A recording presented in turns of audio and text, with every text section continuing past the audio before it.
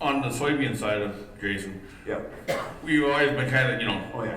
get the soybeans in early, we understand that. But we've always been under the thing is, we'll get them tall, so we get more notes. Now it's more towards getting them shorter and getting them to branch better. Yeah.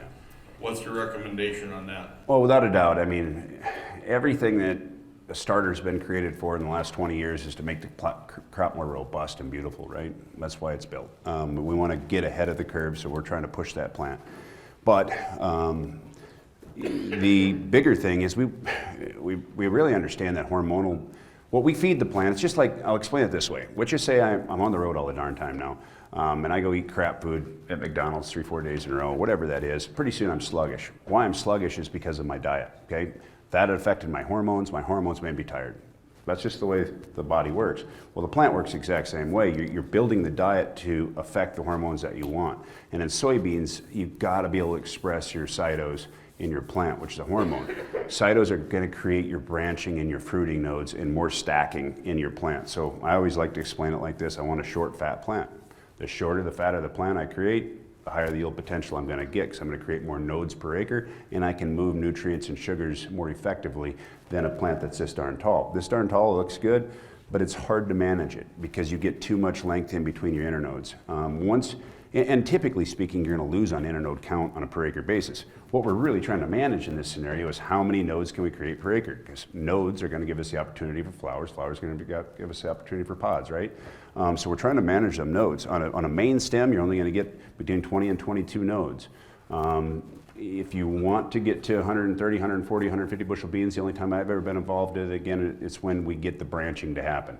You'll never get branching to happen if you force growth too early with things like phosphorus, potassium, nitrogen, sulfur, because they're elongators. They're driving auxin growth. Auxin is a hormone that pushes vertical. Cytos are going to push short and fat. So your diet affects how that plant's going to express or what hormones it's going to express. So like for instance, if I'm using a soybean and I'm trying to push for high yields, the last thing I really want in it is potassium or sulfur, because they're going to push growth. What I want to do is limit growth, get a deeper root so I can promote more of my cytos. And again, that happens with the correct diet early. You know, I'll use what Greg McClure says. Greg says, how many guys know when you determine rows around in corn? Everybody know? Kinda? Raise hands. Unless everybody's sleeping. So most guys know that, right? We've been taught that pretty darn well. But in soybeans, we know a lot less. Like, again, length of corn, it comes V8, V9, right? We know the components of yield in corn, but components of corn and beans is a lot tougher. But actually, what we've found, and Greg's been a big part of this, there's been a lot of people that have helped in this, it's you can't express or you're not going to have an effect on node count after V4. So when that bean plant's this tall, you've already determined how many nodes you're going to create. Nodes is a bigger issue to me than what my girth is on corn, but we've all known, again, girth of corn when it's determined. But nodes have a heck of a lot bigger influence on your final yield than that of kernel count early. But yet again, none of us have probably known that. I doubt anybody knew that in this room, because I didn't know it until 3-4 years ago. So my point is what I just told you expresses how many nodes we're going to create is how we manage the hormones. How we manage the hormones is a diet. So it's starting that thing off right is very, very important if you want to maximize node count. And the other thing is population, right? It's very hard to manipulate a plant that's planted too thick because they're competing for sun and they're always going to grow tall, and that's just the way it is.